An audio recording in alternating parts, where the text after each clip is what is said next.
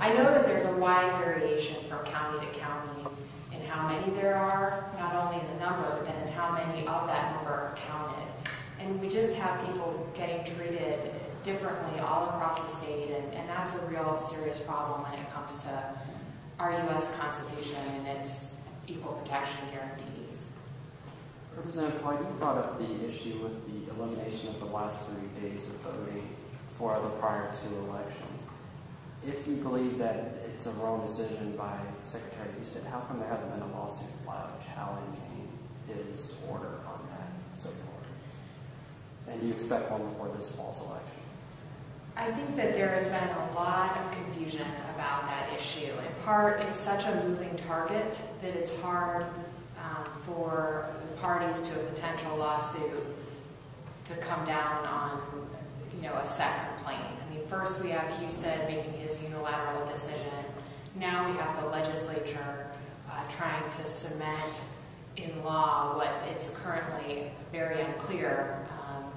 And we kind of have two, first Houston tried to eliminate the 3 days. Now we have the legislature putting it in Senate Bill 295, even though they claim it's a clean repeal. So it's a moving target for a lawsuit. I mean, which do you attack? Because the legislature can come through and put it in law. And that's what they're trying to do with Senate Bill 295. Does that actually end Senate Bill 295? Because I know that the Senate Democrats tried to amend it, so it wouldn't be. But is that a specific provision that says the last 3 days are eliminated? Yes. Yes, that is included in this 355-page statement of the law that the Republicans have included in the bill.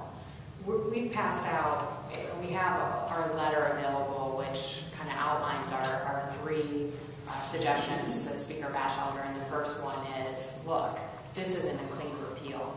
If we're going to come together and talk about taking this off the ballot, the first thing that needs to happen is this needs to be a clean repeal, not implementing one of the most harmful provisions of House Bill 194, which is the elimination of the 3 busiest days of early voting. The Senate Republicans repeatedly argued that because of House Bill 224, which passed after 194 and is still in effect, that bill also eliminated those last 3 days, and that is because of that provision. Even if 194 stayed on the ballot and was repealed by the voters, those 3 days would still not be in effect. I think it's interesting that they argue that when, if they're right, then why are they putting it in Senate Bill 295? I mean, we've been arguing that Houston... What they're arguing is that they didn't want it to come out and make it, because it's not part of one. It's more legal technicalities to the way they described it. They just didn't want to make it confusing and make it sound like they were trying to repeal a part of another bill as part of this one. And I just don't buy that. I think what's happened is when 224 was drafted, assuming 194 would become law. When 194 got put on hold, 224 makes no sense anymore. Secretary Houston originally came to the legislature and said, what do I do here? This makes no sense. We were trying to work with him and with